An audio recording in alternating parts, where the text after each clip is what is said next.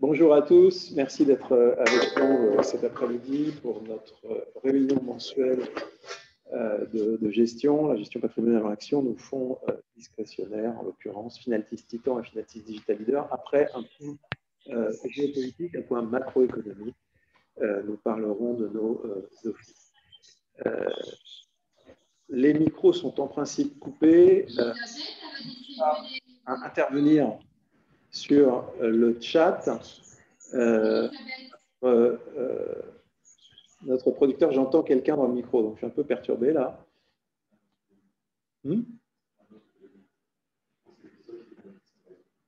Ah, d'accord, donc je suis schizophrène, il y a deux Denis connectés. Bon, on va essayer de garder toute ma tête néanmoins. Donc l'avertissement que tout le monde connaît par cœur, on ne va pas le lire, c'est trop fastidieux. Ce qu'on vous propose, c'est dans l'heure qui vient, Bruno et moi, donc de couvrir un certain nombre de sujets, en commençant, comme il est de coutume, par ce qui s'est passé au mois dernier, en janvier. En l'occurrence, en termes de performance, donc c'est un mois négatif. Il est négatif du fait essentiellement du dernier jour du mois. Le mois avait plutôt pas trop mal commencé. C'était plutôt pas mal déroulé. Le dernier jour a été très mauvais sur les marchés, ce qui a été largement récupéré lors de la première, plus que récupéré d'ailleurs sur la première semaine de février, puisque hier, les performances de Finaltis Titan et Finaltis Digital Leader sont très significativement positives, 1,3% positif pour Finaltis Titan, sachant qu'il était négatif de 1% sur janvier, donc sur le mois plus 2,3% sur le mois de février, et puis sur Finaltis Digital Leader, qui était légèrement négatif à la fin du mois de janvier, très très significativement positif. La semaine dernière a été particulièrement faste sur le portefeuille, avec un mois à plus 8% et donc une performance depuis le début de l'année de plus 7,5%. Les deux fonds ont toujours leurs 4 globes de soutenabilité, ce qui est la marque d'investissement, évidemment, dans des sociétés dont la notation ESG est de très bon niveau. Un des efforts, un des engagements pris par Finaltis pour l'année 2021, c'est d'intégrer explicitement les critères ESG dans la gestion, sachant qu'ils sont déjà implicitement inclus, et de ce fait d'être conforme à la directive SFDR et d'afficher donc un article 8 de cette directive, c'est-à-dire une intégration effective des critères ESG dans nos gestions. Finaltis Titan, donc fonds d'allocation flexible monde, depuis le lancement de ce fonds, on a 1158 fonds compétiteurs dans cet univers d'allocation flexible monde au sein de la base Cantalis. Sur 3 ans, sur 5 ans, le fonds est premier quartile et la performance, en l'occurrence, est supérieure à celle de sa catégorie, tant sur l'année 2020 que sur l'année 2019, sur l'année 2018. Alors, il est vrai que l'année 2020 a été tellement chahutée qu'on a parfois un peu oublié que l'année 2018 avait été carrément négative, mais qu'en l'occurrence, dans cette année-là aussi, au cours de cette année-là aussi, Finaltis Titan a surperformé sa catégorie, comme il l'a fait ensuite 2019 et 2020. Passons à la macroéconomie, et une macroéconomie très particulière, nature très géopolitique. On aime bien chez Finaltis commencer nos présentations par des points de géopolitique d'attention. Alors, on vous présente, Bruno et moi, tout de suite nos excuses. On va beaucoup parler de choses dont on ne parle absolument pas dans la presse, c'est-à-dire les vaccins contre la Covid. Mais en l'occurrence, il nous semblait extrêmement intéressant de faire un point un peu quantifié en la matière et de rappeler des choses qui nous semblent très importantes. En l'occurrence, il y a 177 vaccins qui sont en cours de développement et qui sont en phase préclinique. Et il y a 63 vaccins qui sont en phase clinique, donc en phase de test sur l'homme. Il y en a 16 qui sont en phase 3, donc la phase finale avant agrément et diffusion à l'homme du vaccin. Sur ces 16, il y en a 5 qui ont véritablement obtenu leur agrément et 4 autres qui n'ont pas terminé la phase 3. Mais parmi ces 4, il y en a 2 qui vont quand même être d'ores et déjà distribués dans certains pays. On vous a fait figurer ici les noms de ces vaccins qui sont soit agréés, soit en phase de diffusion, alors qu'ils ne sont pas totalement agréés partout, par l'OMS en tout cas. Et les grands drapeaux que vous voyez, ce sont les grandes puissances vaccinales. Je ne sais pas si c'est comme ça qu'il faut qu'on le dise. Et c'est assez triste de se dire qu'il faut voir la biotech, BioNTech, qui est de droit allemand, qui a développé avec Pfizer le tout premier vaccin qui a reçu un agrément large le 9 novembre dernier, dont l'annonce a changé radicalement la nature des marchés, on s'en souvient tous. Mais cette biotech est donc de droit allemand, c'est la seule de droit européen continental, entre guillemets, à figurer dans ce tableau des grandes puissances vaccinales. C'est assez triste. Pour trouver un Européen, en l'occurrence des Français, il faut aller au board, à la direction générale, en l'occurrence d'AstraZeneca, le géant pharmaceutique suédo-britannique, qui a développé un vaccin avec l'université d'Oxford. C'est ce vaccin-là qui est diffusé essentiellement sur les îles britanniques. Le Royaume-Uni a déjà vacciné pratiquement 12 millions de personnes, chiffre à mettre en rapport avec les chiffres qu'on verra pour la France, par exemple. Et un autre Français qui dirige, en l'occurrence Moderna, concurrent direct de BioNTech Pfizer, puisqu'il s'agit là aussi d'un vaccin à base d'ARN messager, fondé et dirigé par un Français, Stéphane Bancel, aux États-Unis. Donc, tous les noms des différentes sociétés qui sont soit agréées dans plusieurs pays, soit en phase de l'être, en tout cas en phase d'être déployées, c'est écrit ici. Pas de surprise, même s'il pourrait paraître depuis l'Europe étrange de voir l'Inde. L'Inde, c'est un des laboratoires pharmaceutiques du monde. Ils ont développé une société locale, une biotech locale qui s'appelle Bharat Biotech, a développé un vaccin qui est en phase de diffusion en Inde, seulement en Inde, mais qui sera à la diffusion plus large bientôt. Et il fabrique une bonne partie de toute la production du vaccin AstraZeneca pour le monde. Notamment l'Arabie Saoudite, on a commandé directement à l'Inde pour être certaine d'être approvisionné. Donc, les grandes puissances vaccinales, vous les avez là. Les États-Unis, bien sûr, avec quatre sociétés qui ont produit, sont en phase d'agrément pour 4 vaccins. Les îles britanniques, enfin le Royaume-Uni, avec le suédo-britannique AstraZeneca, la Chine, qui a 2 sociétés, en l'occurrence, qui produisent des vaccins, dont 2 sont agréés ou en phase de l'être, l'Inde, et enfin, un organisme d'État russe, l'Institut Gamaleya, qui a produit le désormais fameux Sputnik V, dont je n'ai pas pu m'empêcher de dire que le directeur général est en réalité Vladimir Poutine. Si on regarde maintenant sous l'angle, entre guillemets, sans mauvais jeu de mots, du consommateur de ces vaccins, eh bien, le tableau est en fait un tableau géopolitique quasi parfait, puisqu'on retrouve prioritairement des vaccins fabriqués par des alliés, consommés par des alliés. Et il ne surprendra pas grand monde de voir que le vaccin AstraZeneca est diffusé, en tout cas l'était jusqu'à dimanche dernier, dans la plupart des anciennes colonies, ex-colonies, en tout cas les pays du Commonwealth, et en l'occurrence était jusqu'à dimanche dernier diffusé en Afrique du Sud, date à laquelle on sait. Les derniers tests ont montré que sur les phases bénignes de la maladie ou à modérée, eh bien, ce vaccin était probablement dans son variant, face aux variants sud-africains, peu efficace. Bon, à suivre cette affaire. En l'occurrence, les deux grands vaccins les plus diffusés sont le Pfizer BioNTech et le AstraZeneca. Aujourd'hui, on a plusieurs pays qui recourent essentiellement à l'un ou à l'autre. L'Arabie Saoudite recourait au vaccin essentiellement américain et est en train de se fournir en Inde, comme je le disais, sur le vaccin AstraZeneca.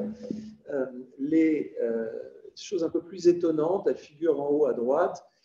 Vous avez donc l'Institut Gamaleya et les Russes qui fournissent l'essentiel du Maghreb, ce qui reflète d'ailleurs l'influence grandissante des Russes au Maghreb. Plus surprenant, l'Iran, qui se fournit directement chez les Russes.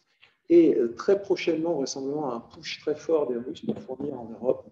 Ils fournissent déjà la Serbie et au sein de l'Union européenne, la Hongrie, qui milite très fortement pour la diffusion et peut-être la généralisation de la diffusion du vaccin russe en Europe.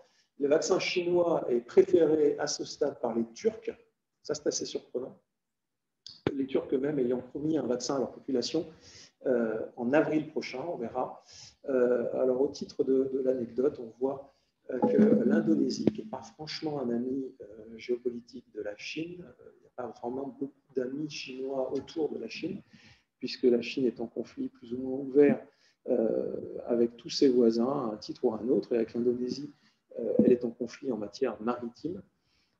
Donc l'Indonésie a choisi le vaccin chinois car les autorités indonésiennes considèrent que c'est le seul vaccin halal disponible. Le Pakistan, en revanche, ça c'est pas une surprise, utilise le vaccin chinois puisque le Pakistan est devenu très objectivement une colonie économique de la Chine. Résumé des points précédents et des épisodes précédents, Bruno? Alors, bien sûr, on va vous parler du virus. On a déjà commencé et de son impact sur la conjoncture économique. On va vous parler des banques centrales aussi qui tordent totalement les prix des actifs.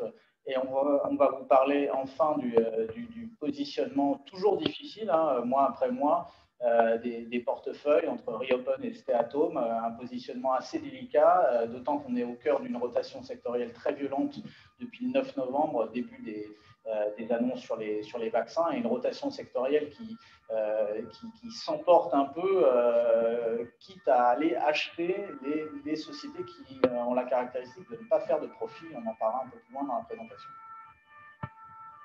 Alors, un retour, j'en suis bien désolé, au virus. Il est coutume de dire, notamment en Occident et particulièrement en France, qu'on a choisi de privilégier la santé sur l'économie. La triste réalité ou la réalité plutôt rassurante en fait des faits, c'est qu'il ne s'agit pas de privilégier l'un sur l'autre, les deux vont de pair. Et d'ailleurs, les chiffres de l'année passée sont têtus. En l'occurrence, quand on a négligé la santé, on a massacré son économie. C'est exactement ce que nous disent les chiffres sur le haut de ce graphique, de cette représentation qui concerne la gestion de la pandémie. Ce sont les tristes chiffres de décès par million d'habitants dans chacun des pays concernés. Donc, vous voyez les drapeaux ici. Sur la partie gauche, ce sont, on va dire, ceux qui ont bien géré l'aspect sanitaire. On ne discutera pas sur les chiffres chinois, dont on sait tous qu'ils sont vraisemblablement très discutables, mais les autres sont en revanche extrêmement fiables. Et sur la partie droite, c'est ceux qui ont été un peu moins bons, voire nettement moins bons dans la gestion sanitaire de cette crise, avec un nombre de décès par million d'habitants qui dépasse largement le millier. Et sur la partie basse de ce graphique, vous avez les résultats économiques, en l'occurrence la variation du PIB en 2020 des pays concernés. Et il n'est pas totalement surprenant de voir que ceux qui ont eu les meilleurs résultats sanitaires ont également le moins détruit de valeur économique au cours de l'année 2020. Et bien entendu, sur la droite, vous avez ces pays qui, ayant de mauvais résultats sanitaires, ont fermé leur économie et ont massacré des pans entiers de leur économie. Donc pourquoi? Eh bien, tout simplement parce que si on analyse assez froidement ce qui s'est passé et si on regarde les facteurs qui sont derrière ces chiffres, on ne peut pas échapper à cette triste affirmation et à cette triste réalité qui est que c'est la méthode de confinement qui pénalise l'économie et pas le virus en tant que tel. Pourquoi? Parce que si on adapte une approche sanitaire qui est basée sur des choses dont on dit qu'en Occident, elles sont inacceptables, c'est pour ça qu'on écrit ici que ce sont des tabous pour nos démocraties occidentales, eh bien, si on arrive à pratiquer de façon très tôt, très en amont de l'épidémie, un traçage numérique des malades et qu'on arrive à isoler ces malades, donc dit autrement qu'on confine les malades, eh bien, on peut éviter, comme l'ont fait de nombreuses démocraties, j'insiste, de démocraties d'Asie, on peut éviter d'avoir à mettre en confinement la totalité de sa population. Et c'est bien le confinement de la totalité de la population qui pose un grave problème économique. Alors on peut discuter à l'envi sur l'acceptabilité par nos peuples en Occident de ces mesures. Il est toujours surprenant de voir que nos peuples accepteraient au conditionnel d'être mis sous cloche dans leur totalité de façon indiscriminée et refuserait, à mettre encore en conditionnel, d'être tracés numériquement pour détecter les malades et simplement isolés lorsqu'ils sont malades. Donc ça paraît complètement étrange. Néanmoins, c'est le discours qu'on entend aujourd'hui et qui est un discours, disons-nous, d'excuse. Alors, la vaccination, stratégie vaccinale, on l'a dit tout à l'heure, il y a un certain nombre de pays qui ont des proportions extrêmement importantes de leur population aujourd'hui qui sont d'ores et déjà vaccinés ou en passe de l'être. La plupart de ces vaccins dont on a parlé, pas tous, mais ceux qui sont en phase la plus avancée de diffusion dans la population nécessitent 2 doses. Donc, il y a pas mal de pays, Israël notamment, le Royaume-Uni, mais pas seulement, d'autres pays plus petits, mais dans les grands pays, on peut citer ces deux-là, qui ont diffusé auprès de leur population de façon très importante d'ores et déjà le vaccin, en ayant commencé à peu près en même temps que nous, c'est-à-dire en décembre. Aujourd'hui, si on prend le cas français, c'est très comparable en taille de la population avec le Royaume-Uni, 67-68 millions d'habitants à peu près. On a 3 millions de personnes qui ont à peu près, c'est probablement sous-estimé, attrapé la maladie.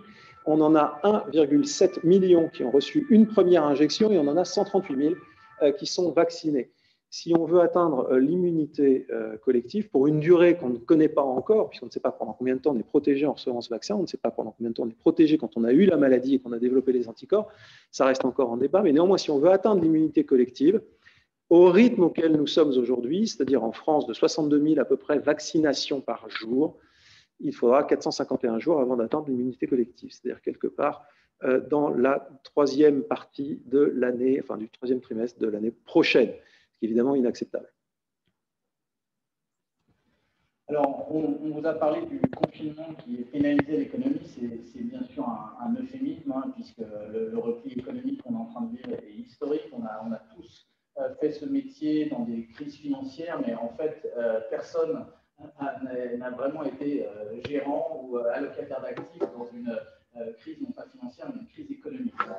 C'est bien ce dont on parle, c'est-à-dire des chiffres comparables à ce qu'on a vu pendant la Grande Dépression, et je parle bien des années 30. Donc le PIB mondial qui se contracte de plus de 4%, les dettes publiques qui atteignent des chiffres vertigineux, donc 125% en moyenne pour les économies développées.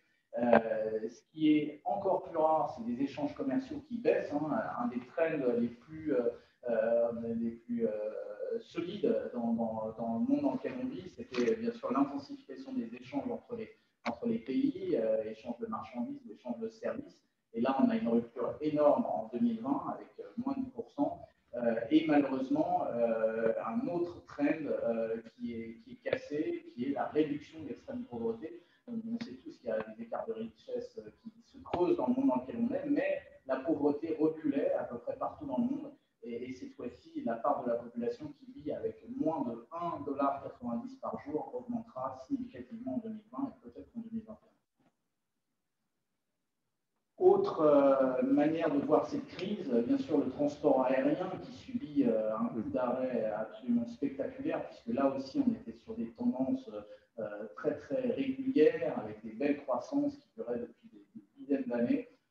Et là où en 2019, les projections sur le trafic 2020 avoisinaient les 5 milliards de passagers, on est en fait en 2020 autour de 2 milliards, avec un rebond timide en 2021. C'est encore plus spectaculaire sur le tourisme, où dans certaines zones, les hôtels perdent quasiment 75% des touristes. Et là aussi, c'est un choc absolument inédit de mémoire d'investissement. Alors, bien sûr, quand vous êtes confiné chez vous et que les commerces sont fermés, certains en profitent, hein, bien sûr, et on sait bien que ce confinement a été un coup de pouce au poids lourd du digital. Satya Nadella, le président de Microsoft, avait dit 3 mois après le début de la crise qu'on avait vécu 3 ans de transformation digitale en 3 mois. Ça fait 1 an qu'on est dedans. Donc, a-t-on vécu 12 ans de transformation digitale en 12 mois, peut-être? En tout cas, si on en croit les croissances chez Amazon ou Netflix, c'est absolument impressionnant. Alors, pour nous, le graphique sans doute le plus important à avoir en tête pour expliquer cette crise, et surtout pour répondre à la question qui revient en permanence, qui nous interroge tous, hein, je dirais de l'homme de la rue à l'investisseur chevronné, c'est comment les marchés tiennent-ils dans un contexte économique aussi difficile. Pour nous, une grande partie de la réponse elle est sur ce graphique. On confronte ici la hausse de l'indice S&P 500 et la hausse du bilan de la Fed, de la taille du bilan de la Fed. Et vous voyez qu'en 2008, en fait, on avait eu un temps de réaction assez long après le début de la crise. Il avait fallu quasiment 12 mois avant que la Fed se mette au travail et dans des proportions qui n'ont rien à voir avec ce qu'on a vécu là, puisque là, quasiment en une quinzaine de jours, la Fed a sorti le bazooka et a fait passer son bilan de quasiment 4 000 milliards à 7 000 milliards, ce qui pour nous est l'explication majeure de cette bonne tenue des marchés d'actifs et de cette bonne tenue aussi des marchés obligataires. Alors, les banques centrales, toujours, on peut imaginer qu'à partir du moment où on est dans un contexte où la BCE va acheter l'année prochaine 100% de la dette émise par les États en 2021, donc il n'y aura aucun acheteur final, hein, c'est Christine qui va acheter toute la dette émise par la France, le Portugal et la Grèce. Aura-t-elle, on a mis cette petite lampe au-dessus de sa tête, aura-t-elle la bonne idée, hein, parce que nous, d'un point de vue investisseur, on trouve que ce serait une très bonne idée, d'influencer le Conseil des gouverneurs pour adopter d'autres options d'intervention, parce qu'on pense que tout simplement, quand vous arrivez à une telle emprise sur la dette publique, votre impact sur le marché sera moindre. Les Japonais ont déjà franchi le Rubicon, hein, puisque aujourd'hui, la BOJ détient 6% du Nikkei. Et en Suisse, vous savez que la Suisse est un cas vraiment atypique, hein, puisque la Banque nationale suisse est quasiment un hedge fund, hein, qui est coté en bourse, hein, on peut devenir actionnaire de la BNS. Eux, pour ne pas déformer une classe d'actifs par rapport à une autre, achètent carrément le portefeuille de marché. Donc nous, on parle beaucoup aujourd'hui du débat sur l'annulation des dettes. Nous, il y a un débat qui nous intéresse beaucoup plus, c'est est-ce que Christine va acheter des actions ? Alors, dans cette situation, qu'on décrit, Bruno nous a rappelé, on a des marchés qui sont portés par les actions des banques centrales, notamment. N'oublions pas, en tant qu'investisseur, qu'on doit, notamment l'investisseur en charge du patrimoine de nos investisseurs finaux, on doit s'assurer de ce dans quoi on investit. Et en l'occurrence, nous, notre discours ne change pas. Bruno y reviendra, j'y reviendrai aussi. Les titres à la mode ces derniers temps sont des titres qui perdent de l'argent, qui ont des structures de bilan pas forcément très sympathiques à notre avis, et on n'en démord pas chez Finaltis. Il nous paraît plus raisonnable sur le moyen long terme, et en tout cas plus solide, d'aller investir dans les bilans qui sont justement solides. Les noms n'ont pas changé par rapport au mois dernier, et en l'occurrence, ces entreprises sont rares et intéressantes. Ces entreprises ne sont pas que solides, ne sont pas que des bilans.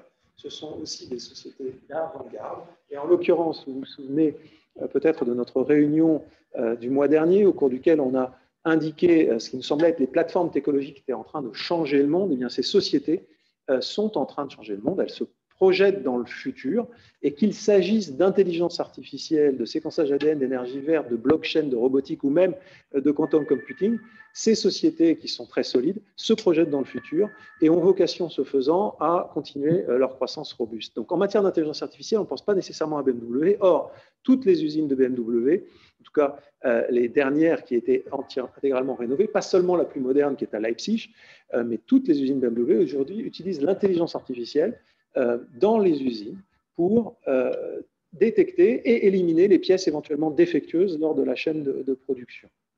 En matière de séquençage ADN, alors l'information n'est pas tout à fait nouvelle, mais on l'a un peu oublié, c'est que ce sont des machines de Thermo Fisher, un titan qu'on aime beaucoup dans le portefeuille et qui nous a rapporté pas mal, on y reviendra ces derniers temps, qui est à l'origine du séquençage du premier génome humain. Alors, ce n'est pas une nouvelle d'aujourd'hui, mais il faut s'en rappeler. Et aujourd'hui, les machines de Thermo Fisher, les nouvelles générations des machines sont utilisées pour détecter les variants de ce fameux virus dont on entend parler en permanence. En matière d'énergie verte, bien entendu, on peut parler d'éoliennes, on peut parler d'énergie photoélectrique, mais le problème, c'est que le vent ou le soleil, ça ne souffle pas, ou ça n'éclaire pas, ou ça ne chauffe pas exactement au moment où on a besoin de cette énergie. Et il faut la stocker, il faut la diffuser, il faut la transporter. Et un des grands sujets pour l'énergie verte, c'est bien entendu de façon intelligente de stocker et de transporter cette énergie qu'on fabrique de façon écologique. Et le leader mondial de ce qu'on appelle le smart grid, donc cette capacité intelligente à mailler cette énergie et à la transporter, eh bien, c'est Schneider Electric, encore là encore un titan. En matière de blockchain, on n'a pas forcément en tête qu'un bureau de contrôle comme le bureau Veritas utilise la blockchain pour certifier la qualité de certains process et notamment certifier l'origine, la provenance, la traçabilité, accroître la traçabilité par cette technologie de tiers de confiance transférée.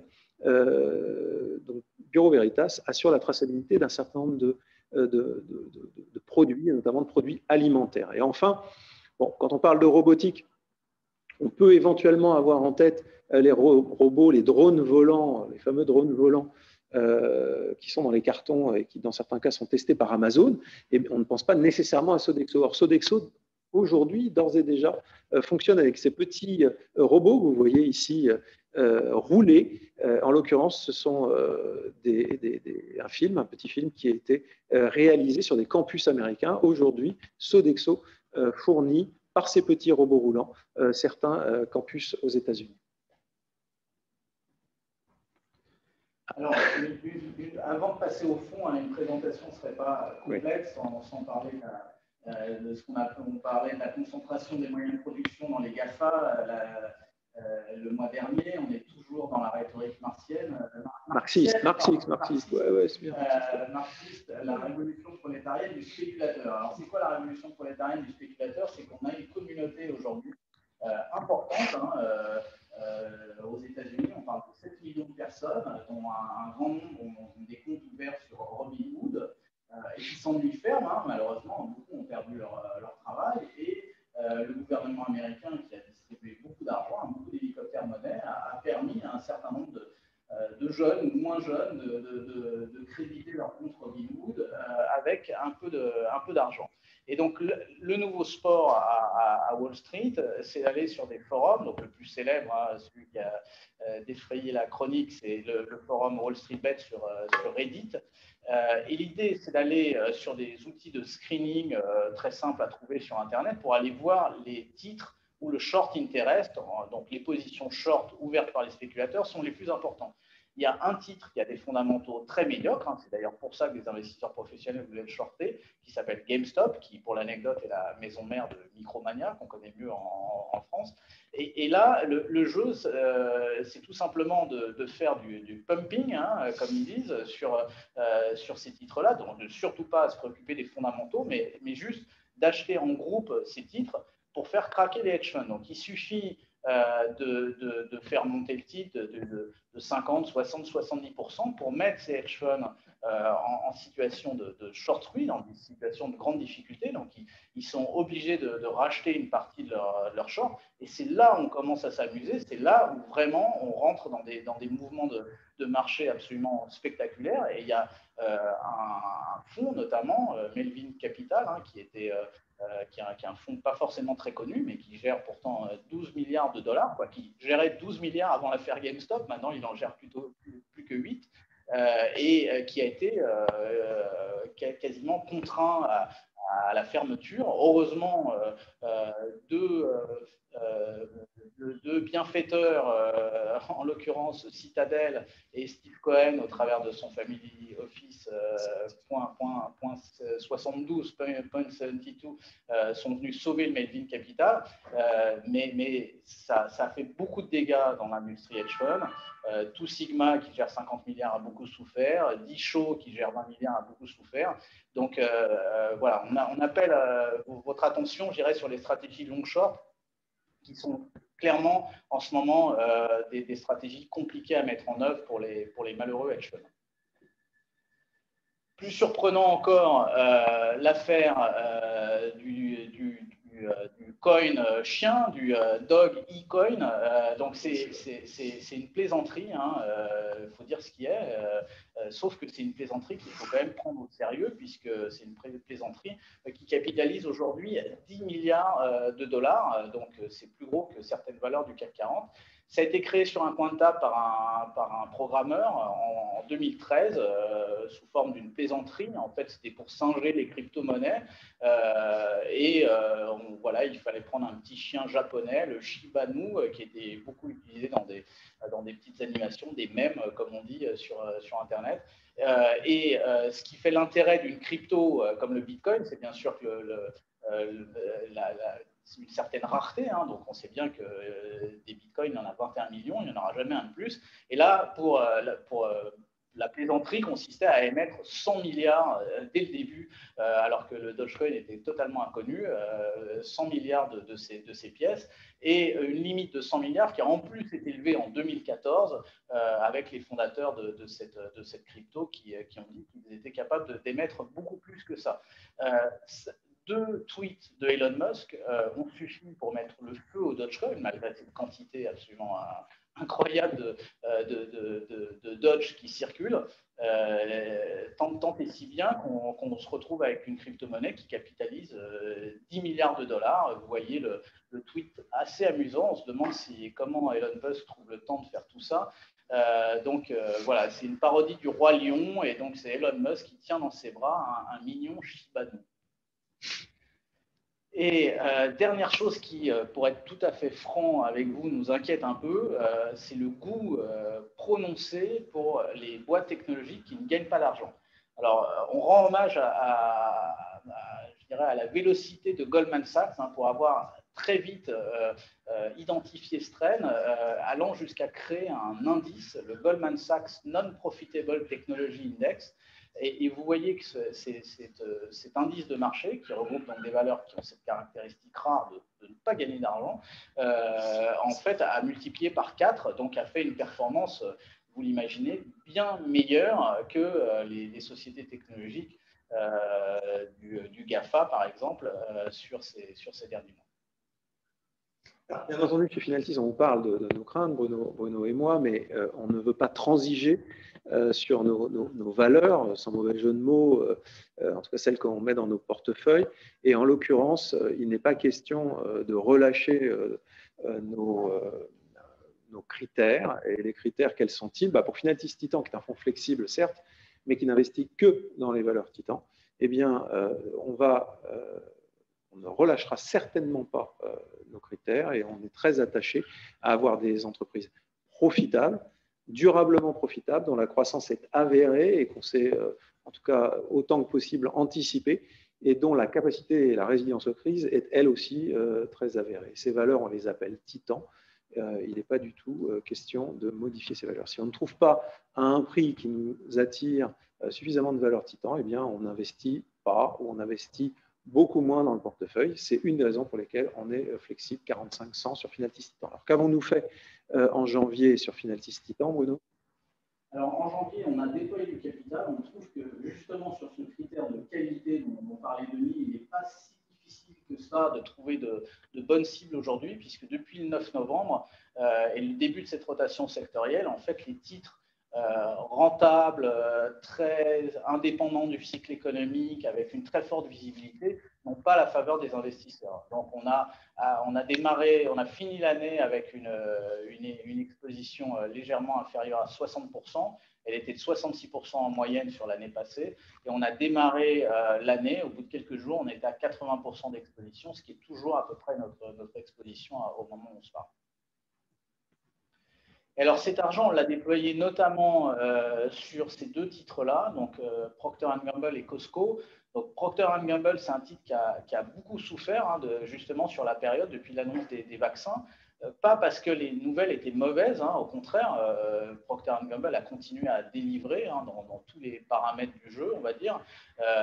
Et l'avantage de s'intéresser à un titre comme ça aujourd'hui, c'est que vous l'achetez avec 6 points de PE de moins qu'en octobre dernier. C'est un titre qui a des qualités, à notre avis, remarquables, ne serait-ce que ces 63 années consécutives de hausse du dividende. Vous imaginez la robustesse d'un business model qui permet d'augmenter la distribution chaque année depuis 63 ans. Bien sûr, un bilan en béton armé, et puis une société qui ne s'endort pas sur ses lauriers, puisque comme d'autres grandes sociétés de consommation, chaque année, ils font un tiers de leur chiffre d'affaires sur des nouveaux lancements et des nouveaux produits. Autre société qui nous semble intéressante à regarder aujourd'hui, pour nous, elle est plus qu'intéressante puisqu'on en a acheté, c'est Costco. Alors, pour ceux qui qui sont déjà rentrés dans un magasin métro en Europe, vous voyez un peu comment la marchandise est présentée sur des palettes, sauf que métro est réservé aux professionnels en France, Costco est proposé aux particuliers aux États-Unis. Il faut juste payer un abonnement d'une cinquantaine de dollars par an et on rentre dans un entrepôt et on accède à des prix vraiment très, très attractifs. Pourquoi on a mis la photo de Warren Buffett? Parce qu'il est actionnaire depuis très longue date de ce grand leader du retail américain. On connaît plus Walmart, Kroger ou Home Depot, mais Costco est un acteur énorme du secteur, qui lui aussi a vu sa valorisation se contracter ces dernières semaines. C'est un bilan aussi très, très solide, et on pense que ça sera un des grands gagnants du plan de relance de Biden, qui sera voté avant mars, de 1 900 milliards de dollars. Alors, pourquoi être actif sur un portefeuille? Tout simplement pour profiter du fait qu'on traite des actifs très liquides, que chez Finaltis, en 20 ans d'existence, on a une infrastructure propriétaire qui nous permet de travailler pour un point de base aux États-Unis ou en Europe. Donc, on aime, je dirais, utiliser cette flexibilité qu'on a, et bien sûr, sans commission de mouvement, pour sortir de la valeur du marché. Donc, il y a eu un squeeze qui n'a rien à voir avec GameStop, bien sûr, mais sur les valeurs de retail. Au moment où on s'approchait du vote du plan Biden, finalement, bon, pour différentes raisons, ça a été repoussé. Et là, Kroger, qu'on avait acheté en début d'année, s'est envolé en quelques séances et ça nous paraissait aller un peu trop vite. Donc, on a pu vendre pas à 42 dollars, à 41 et quelques, mais pas très loin des plus hauts. Et donc, on est revenu sur ce titre. Donc, ce titre qui fait un parcours médiocre depuis le début de l'année, mais comme vous allez voir sur la slide suivante, fait partie de nos 3 premiers contributeurs. Voilà, donc c'est la beauté du trading, c'est transformer un titre avec un parcours médiocre comme un grand contributeur du fonds. Donc, en janvier, Thermo Fisher nous a aidés, Alphabet également, Microsoft, Becton Dickinson. En revanche, mais c'est vrai qu'il y a eu une dernière séance du mois de janvier très atypique, donc les mauvaises performances, notamment de Mastercard, Reckitt ou Beiersdorf, ont été rattrapées assez vite. Donc notre top 10 aujourd'hui est constitué d'un savant mix de biens de consommation, de digital, d'or également, et d'industrielles résilientes comme Air Liquide. Le fonds est majoritairement investi sur des valeurs américaines, donc il n'y a pas aujourd'hui plus de 50% de risque dollar, bien sûr, sur le fonds, puisqu'une grande partie des positions américaines sont swappées. Donc aujourd'hui, quand vous achetez du Finaltis Titan, vous avez une exposition inférieure à 10 dollars, à 10% au dollar américain, mais en revanche, vous avez beaucoup plus de titres américains que ça. Donc le taux de rotation en janvier a été de 30%. Alors, donc voilà pour Finaltis Titan. Finaltis Digital Leader, là, on parle d'un fonds qui est totalement investi et dont l'objectif s'exprime simplement. On cherche la surcroissance du thème de la digitalisation de l'économie mondiale, et en l'occurrence sans prendre de risque de concentration excessive sur un des sous-thèmes particuliers. Donc, on est multi-thème dans ce fonds. On s'attache à diversifier les différentes thématiques sur lesquelles on investit dans ce fonds, et on refuse de concentrer plus de 4% du portefeuille sur une valeur, ce qui nous conduit assez souvent, en fait, à écrêter nos positions pour les ramener à 4%. Les performances sont très significatives, puisqu'on est sur pratiquement 19% annualisé sur les 5 dernières années. Finaltis Digital Leader a été moins actif que Titan. C'est un fonds plus long et avec moins de turnover, mais néanmoins actif en janvier. Bruno? Exactement, très actif en janvier. Donc, on a pris nos profits sur Sony, qui est une société qui nous a énormément aidé, notamment dans la rotation sectorielle suite au vaccin. Sony, c'est un des rares titres value, on va dire, du digital. Bon, value, ça l'est beaucoup moins depuis que le titre s'est envolé en bourse. Donc, comme des boursiers de base, on a acheté la rumeur et vendu la nouvelle. La rumeur, c'était quoi? C'était un succès de la PS5. La nouvelle, c'est quoi? C'est effectivement un très très grand succès de la PS5. Sony, au-delà de ça, est un titre relativement difficile à valoriser, avec différentes business units, avec des synergies relativement équitable entre ces business units. Donc, on a préféré prendre nos profits et nous redéployer toujours sur cette thématique du jeu vidéo, mais sur Activision sur le mois. On a également vendu un peu de TSMC, très très grand succès. Aujourd'hui, c'est très dur de se fournir des microprocesseurs, tout le monde en a besoin. Intel est en mauvaise posture et TSMC, Nvidia sont des titres qui attirent beaucoup les investisseurs, à juste titre à notre avis. Mais le titre avait tellement monté dans le portefeuille qu'on l'a, pour des raisons de risque, on l'a ramené sur une taille qui correspondait plus à notre zone de confort, et même chose sur Microsoft. Alors, les 3 nouveaux entrants qui n'avaient jamais été dans Digital Leader, Shopify, Netflix et Adyen.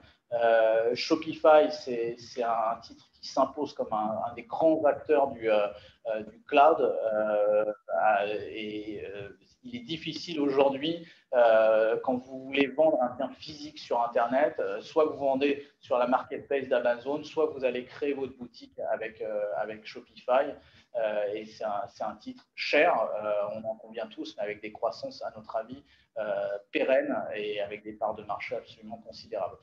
Netflix passe d'une situation free cash flow négatif à une situation d'hyper profitabilité, donc le pari est gagné. Enfin, ils ont, je dirais qu'ils ont une base d'abonnés maintenant énorme qui leur permet d'avoir beaucoup de production propre.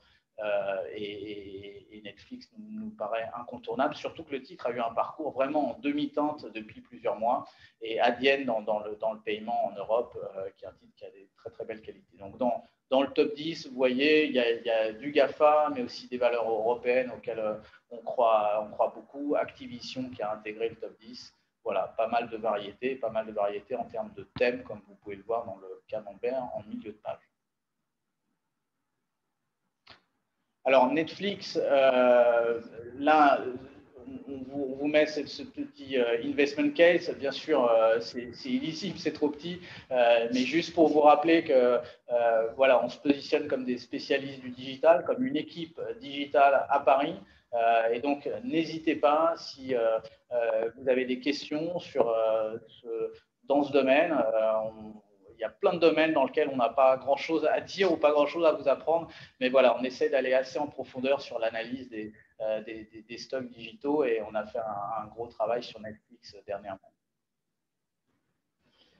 Un point sur notre appétit pour le cloud, donc c'est vraiment je dirais, ce qui explique les rendements dont parlait Denis à 2 chiffres sur les dernières années. C'est aussi un biais très très cloud qu'on a pris depuis pas mal de temps, qu'on amplifie aujourd'hui encore avec l'achat de Shopify. On est déjà très investi sur ServiceNow, sur Salesforce. Voilà, c'est un thème dont on ne voit pas vraiment le bout, pour être franc, à court terme, puisque quand l'économie va bien, les gens investissent dans le cloud, et quand l'économie va mal, ils font des économies, et ils ont besoin les Chief Technology Officers cherchent des sources d'économie et ils investissent dans le cloud. Donc, c'est à tous les coups, on gagne, on va dire. Et un tout petit point sur Qualtrics. SAP est un titre, vous vous en rappelez sans doute, qui a subi une fin d'année très très compliquée, un changement de management, une baisse quasiment de 25% en 2 jours. C'est devenu une très grosse position dans tous les fonds de Finatis, et ça n'a pas été tellement repris dans la presse, mais Qualtrics est une acquisition de SAP il y a quelques années, qui a été mise en bourse sur une valorisation sympathique de 15 milliards de dollars. Et ça a beaucoup aidé, à notre avis, ça continuera à pas mal aider à la revalorisation du cours de SAP. Il est à noter que c'est très rare qu'un CEO s'exprime sur son cours de bourse, mais vous retrouverez les commentaires qu'a fait le nouveau patron de SAP sur son cours de bourse, qu'il considère comme farfelu, bien sûr farfelu, comme trop bas. La présentation en tant que telle que Bruno et moi souhaitions vous proposer aujourd'hui est terminée. Ce qu'on vous propose, comme à chaque fois, c'est d'ouvrir un débat et de répondre aux questions qui seraient arrivées soit par email, soit via le chat. Donc, je me tourne vers notre producteur-réalisateur. Alors, qu'est-ce qu'on a comme question? On a une question concernant Netflix, d'ailleurs dans laquelle vous allez. Redoutez-vous la concurrence d'Amazon Prime Video? Alors, je vais reprendre la question que Christina nous transmet. Est-ce que, s'agissant de Netflix, donc c'est une question très spécifique sur un des titres du portefeuille dont Bruno vient de parler, est-ce qu'on redoute pour Netflix effectivement des concurrents, et en l'occurrence Amazon Prime Video ou autre? Est-ce que le leader va être, le disrupteur va être disrupté? Alors, la réponse est non. Non, plus sérieusement, non, on n'a pas cette crainte. Pourquoi? Parce que pour ceux qui utilisent Prime Video, vous comprenez que on n'achète pas son abonnement Prime pour accéder à Prime Video. En fait, on achète son abonnement Prime pour avoir des livraisons gratuites. Et dans la corbeille de la mariée, on trouve Prime Video. Ou disons que certains utilisateurs qui vont trouver que débourser l'abonnement pour Prime est un peu cher, ils vont se dire allez, je le fais quand même parce que j'aurai de la vidéo avec. Mais la décision d'achat sur Netflix n'a rien à voir, hein. Les gens viennent sur Netflix pour avoir de la production propriétaire. Regardez sur votre Netflix les 10 séries les plus vues, bah, généralement c'est toujours des productions Netflix. Et aujourd'hui, après avoir pris beaucoup de risques, hein, puisque les comptes de Netflix étaient vraiment, je dirais, très très compliqués, hein, pendant, ça a été une course au cash, une course aux augmentations de capital. Mais aujourd'hui, le pari est gagné, la base de clients est gigantesque et on ne voit pas de menace de Prime Video. Et Disney, qui a un très grand succès, un très beau lancement, n'est pas une menace pour nous direct vis-à-vis de Netflix, puisqu'on sait très bien que le pack Disney, bah, généralement, c'est vos enfants qui vous mettent la pression pour l'avoir. Et donc, la cible n'est pas exactement la même.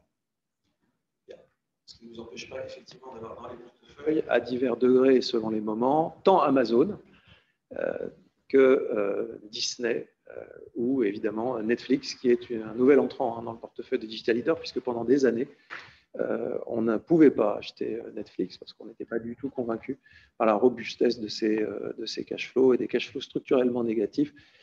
Bah, c'est justement un critère et en l'occurrence une contrainte sur laquelle on ne transige que très rarement dans Finatis Digital Leader. Est-ce qu'on a une autre question? Alors,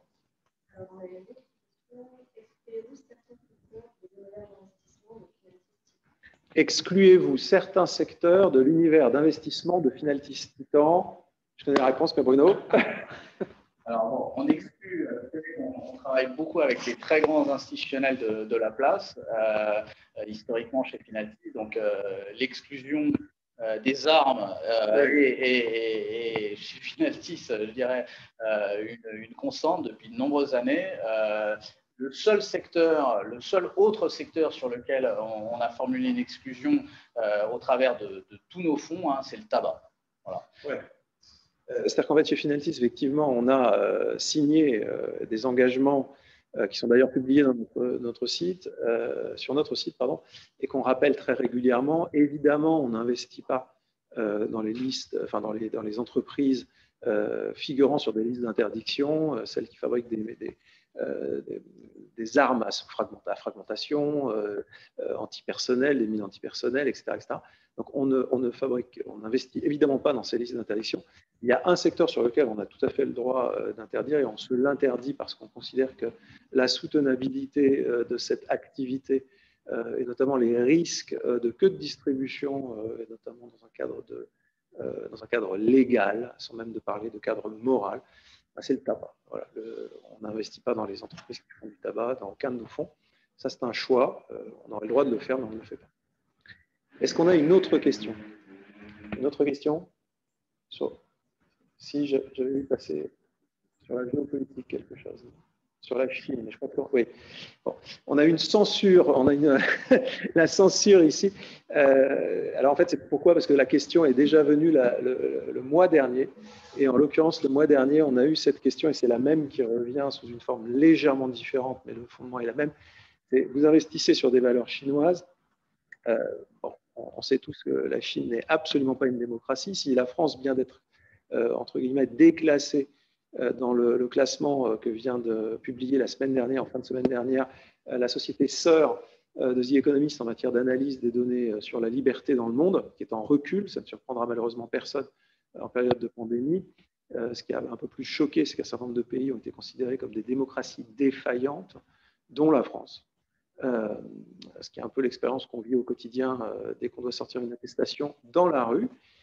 Mais en l'occurrence, il y a un pays qui clairement n'est toujours pas une démocratie, n'est pas près de le devenir, c'est la Chine. Et lors des différents mois, Bruno ou moi sommes revenus sur différentes preuves très régulières, on en a presque tous les jours et au moins toutes les semaines, du fait que la Chine est et reste une dictature. Alors évidemment, que l'on parle de cas spécifiques comme M. Ma, qui disparaît et réapparaît, on ne sait pas trop pourquoi, plus ou moins en disgrâce, ce qui d'ailleurs influence le cours d'Alibaba, ou de l'exécution, soi-disant pour corruption, d'un dirigeant tombé en défaveur du pouvoir, plus récemment, il y a un peu moins de 15 jours, eh bien la Chine est une dictature. Donc investir dans ce cadre-là, là où on sait que non seulement les droits humains ne sont pas respectés, mais en plus les droits de propriété, pour nous investisseurs, en titres de propriété qui sont les actions, c'est un vrai sujet. Investir sur ces titres de propriété, c'est un problème. Eh bien oui, c'est un problème.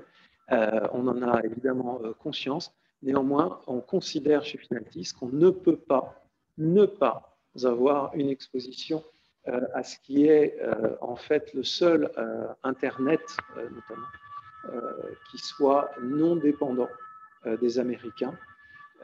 Il est très clair qu'aujourd'hui dans le monde, il y a deux univers d'Internet. On parle d'univers en croissance, on ne parle pas d'univers de royaumes ou de pays complètement cloîtrés comme la Corée du Nord ou d'une certaine manière l'Iran. Mais l'Internet ouvert est relativement ouvert au sein de la Chine et très contrôlé par les autorités. Et puis le reste de l'Internet mondial, c'est un Internet américain. Donc il y a, en termes de diversification et en termes de surcroissance, ne pas être exposé à ce marché incroyable et diversifiant qu'est la Chine nous semblait impossible. En revanche, pour des raisons de risque, de concentration et d'obligation de diversification et de prise en considération du risque extrême d'expropriation, justement, possible à tout moment par les autorités chinoises, ou au moins, sans aller jusqu'à l'expropriation, d'intervention très forte des autorités, eh bien, on ne peut pas avoir trop de ces entreprises. Alors, certains d'entre nous disent on est coté, on prend des valeurs cotées à Hong Kong, c'est une façon de se prémunir contre une part de ce risque. On est suffisamment lucide pour savoir qu'être investi sur les valeurs, même à Hong Kong, c'est évidemment pas une façon de se prémunir contre le risque interventionniste des autorités chinoises, puisque aujourd'hui,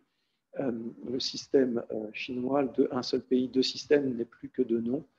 Hong Kong est aujourd'hui une province, en tout cas juridiquement une province chinoise, politiquement assurément. Bruno.